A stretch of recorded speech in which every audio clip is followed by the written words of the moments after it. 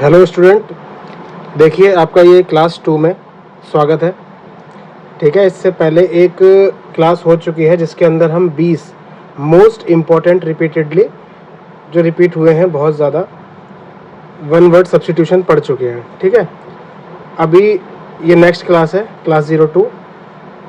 और पिछली क्लास में 1 से 20 तक हमने कवर किए थे। इस बार कोशिश करेंगे कि 20 से 40 तक रहे। इसके बाद मैं आपको काफ़ी बड़ी बड़ी क्लासेस दे दूंगा, जैसे 40 से फिर हम 100 तक पहुंच जाएंगे क्लास में। ठीक है, या 40 से 80 तक पहुंच जाएंगे और फिर देखेंगे 80 से 120 तक 120 तक पहुंचेंगे। तो बिना टाइम गवाए क्लास शुरू करते हैं। चलिए, तो यहाँ तक हमने पढ़ लिया था। अभी जो पढ़ने वाले हैं वो है ये something that can not be heard, जिसे सुना ना जा सके, इन ऑडिबल। ठीक है, इनऑडिबल ये एल है। इनऑडिबल जिसे सुना ना जा सके, समथिंग ऐसा कुछ, that can not be heard सुना ना जा सके। नोट डाउन करते हुए चल लेना। नेक्स्ट पे आते हैं। A person who helps another, कोई एक बंदा हेल्प करता है अनदर की, टू कमिट अ क्राइम, उसके एक क्राइम करने में, और to do something morally wrong, जो कि मॉरली हमारा ईमान जिसको ना बोलता हो करने के लिए, मॉरली मतलब एक रूल के हिसाब से वो गलत हो, मॉरली समझ सकते हो ना आप मैं क्या कहना चाह रहा हूँ। अब पार्टनर इन क्राइम, इसको आप पढ़ सकते हो अकम्प्लाइज, ACCOMPLICE। इसका मतलब होता है सह अपराधी। सह अपराधी, जैसे क्लास में होता है ना, क्लासमेट आपके साथ जो बैठता है उसको कह सकते हो, क्लास में रहने वाले को कह सकते हो, पर जो आपका साथ दे दे उस चीज़ में, जो हमारे सिद्धांत ना हो और वो वाला काम करने के लिए जो बंदा साथ दे दे, वो अकम्प्लाइज। ठीक है, स्पेलिंग नोट कर लेना।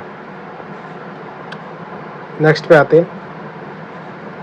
Situation in the country, an organisation et cetera in which there is no government, एक ऐसी कंट्री हो या कोई ऑर्गेनाइजेशन हो जिसके अंदर कोई मुख्य हो ही ना, समझ रहे हो, कोई ऑर्डर कंट्रोल करने वाला हो ही ना, उसको हिंदी में आप क्या बोलोगे? अराजकता।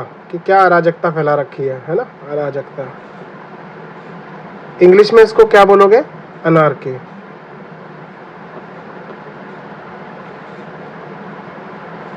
सही है, अनार्की, अराजकता।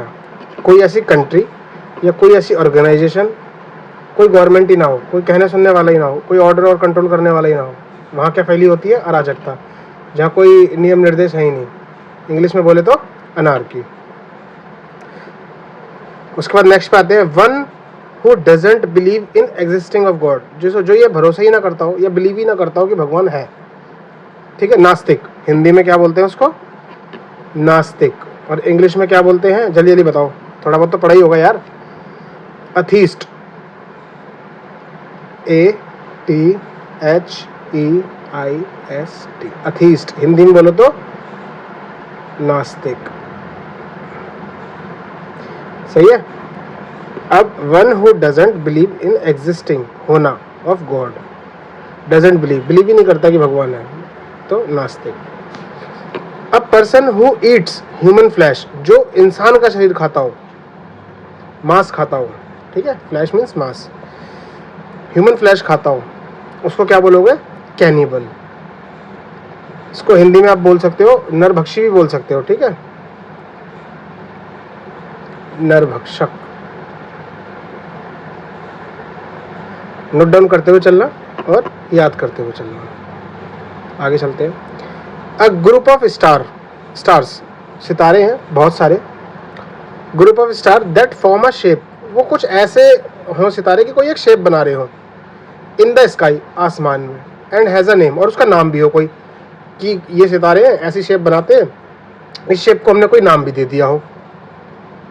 ठीक है, तो उसको क्या बोलेंगे आप? स्पेलिंग के थ्रू बताता हूँ, रुक जाओ।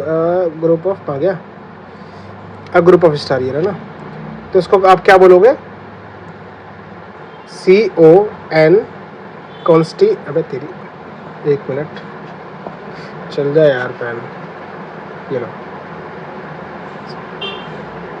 कंस्टिलेशन, ठीक है। नक्षत्र कहते हो आप इसे हिंदी में, नक्षत्र, नक्षत्र, सही है। अगले पे चलते हैं। An animal that lives in groups, जो एक ग्रुप में रहता हो, ऐसा जानवरों का झुंड। Trending to associate with other to one's kind.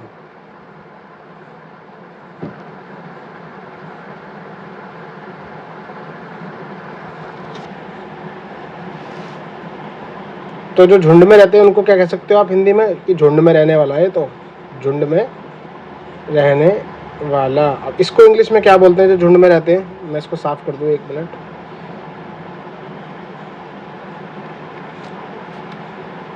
ग्रीगेरस, ठीक है। प्रोनाउंसिएशन में दिक्कत हो सकती है दोस्तों, ठीक है। इसको हम क्या पढ़ते हैं? GREGARIOUS, ग्रीगेरस, ठीक है। जो अगली जो क्लास है ना, उसमें काफ़ी अच्छा गैप मैंने मेंटेन करा है, जहाँ पे मैं बहुत उसके सामने ही आपको लिखवा भी सकूंगा और मिटाने की भी जरूरत नहीं पड़ेगी, ठीक है। ग्रीगेरस कहते हैं इसको। स्पेलिंग हट गई, मैं दोबारा लिख देता हूँ। ग्रीगेरस। आगे आते हैं। वन हु इजीली डिसीव्ड, जिसे आसानी से धोखा दिया जा सके, तो वो बंदा कौन सा होगा? बिल्कुल भोला भाला होगा, है ना, भोला भाला। उसको इंग्लिश में क्या बोलोगे? गलीवल। इसका मतलब होता है भोला भाला। नेक्स्ट पे आते हैं। समवन वर्किंग और एक्टिंग मेयरली फॉर मनी, मतलब सिर्फ कोई पैसे के लिए एक्टिंग करे, काम करे, कुछ भी एक्ट करे वो पैसे के लिए हो। और other rewards a soldier who fight for the sake of money, जो मतलब सिर्फ उसको पैसे दे दो और वो वाले काम करा लो, तो किराए का सैनिक आप कह सकते हो इसको। लेकिन इसको बोलते क्या है? मर्सिनरी। इसकी स्पेलिंग पे ध्यान देना, ठीक है। एन के बाद ए आ रहा है, मर्सिनरी, मर्सिनरी, ठीक है। अगले पे चलते हैं। Well known for being bad, मतलब बहुत ज़्यादा फेमस है वो बंदा किस चीज़ के लिए? बुरा होने के लिए। A person of evil reputation, मतलब बहुत गंदी रेपुटेशन जिस बंदे की हो, उसको आप क्या पढ़ेंगे? उसको आप क्या बोलेंगे? Bad a person. तो ये मैं पहले भी पढ़ा चुका हूँ ऊपर सिनोनिम्स में। नोटोरियस, कुख्यात, पढ़ाया था ना, याद है? कुख्यात। Animal that can live both land and water, ऐसे जानवर जो पानी पर भी रह सकते हैं और ज़मीन पर भी रह सकते हैं, उनको क्या बोलते हैं? एम्फीबियंस। ये तो बहुत फेमस है, आपको पता भी होगा। एम्फीबियंस, उभयचर कहते हैं इसको हिंदी में। जो जानवर जमीन पर भी रह सके और वाटर में भी। नेक्स्ट आता है the life history of a person written by himself, अपनी ही जीवन गाथा उसने अपने ही हाथों लिखी हो, तो हिंदी में पढ़ोगे तो क्या बोलोगे उसको? आत्मकथा, आत्मकथा। और इंग्लिश में बोलोगे तो क्या बोलोगे इसे? होता है, एक होता है बायोग्राफी, बायोग्राफी का तो कोई और लिखता है, लेकिन जो बंदा खुद लिखे उसको क्या कहते हैं? Auto biography. ऑटो मतलब उसने खुद लिखा है, ठीक है। बायोग्राफी मतलब जीवन की कहानी। समझ गए होंगे, उम्मीद ऐसी कर रहा हूं मैं कि समझ में चीजें आ रही होंगी। तो उसको अब हम रफ कर देते हैं, नेक्स्ट पे चलते हैं। काफी चीजें तो आपको पता भी होंगी। An arrangement of flower that is usually given as a present, जो हम गुलदस्ता देते हैं ना, अरेंजमेंट, फ्लावर का एक ऐसा अरेंजमेंट किया हो, एक के ऊपर एक रखा हो या एक के नीचे एक रखा हो, दैट इज यूजुअली, मतलब डिजाइन कुछ अच्छा बन रहा हो, एज अ प्रेजेंट, तोहफे के तौर पे आप उसको दे रहे हो, तो उसको क्या कहते हैं? बुकेट। वो आप लाते हो ना गुलदस्ता, जो देने के लिए लाते हो, इसकी स्पेलिंग भी देख लेना, ये क्यू है, bouquet. The scientific study of worms and insect, worms कीड़े, इंसेक्ट कीड़े होते हैं ना, उनकी स्टडी, साइंटिफिक स्टडी को क्या बोलते हैं? तो उसको बोलते हैं एंटोमोलॉजी, एंटोमोलॉजी। दोस्तों ये बहुत repeated, most repeated 200 one word substitution है, इंपॉर्टेंट, ठीक है। इसके आगे चलते हैं। To free somebody from all blames, मतलब हमने जो भी जिस बंदे पे आरोप लगाए थे उन सबसे उसे हमने फ्री कर दिया, दोष मुक्त कर दिया, तो इसको हम क्या बोलेंगे? एक्सोनेरेट, दोष मुक्त, दोष मुक्ति दे देनी, हमने दे दिया इसे दोष मुक्ति। सही है, नेक्स्ट पे चलते हैं। अ स्पीच और presentation made without previous preparation, किसी कोई तैयारी नहीं करी, सीधे जाके माइक के सामने खड़े हो गए प्रेजेंटेशन देने के लिए, स्पीच देने के लिए, किसी प्रेजेंटेशन की स्पीच देने के लिए, विदाउट प्रीवियस प्रैक्टिस ही नहीं करी कोई, सीधे चले गए, तो उसको क्या बोलते हैं? एक्सटेम्पोर। बिना अभ्यास किए सीधा जाके माइक पे स्पीच दे दी बिना तैयारी के, एक्सटेम्पोर। सही है। One who is difficult to please, बहुत मुश्किल हो किसी को खुश कर पाना, तो उसको हिंदी में क्या बोलोगे? नक्शड़ा। और इंग्लिश में क्या बोलोगे? फास्टिडियस। इंग्लिश में क्या बोलोगे? FASTI, ठीक है, STIDIOUS, फास्टिडियस, इसे कहते हैं नक्शड़ा। नेक्स्ट पे आते हैं। A person who sells an orange cut flowers, orange नहीं होगा यहाँ पे, अरेंज होगा, arrange. A person who sells an arrange cut flowers, तो उसको क्या पढ़ेंगे हम?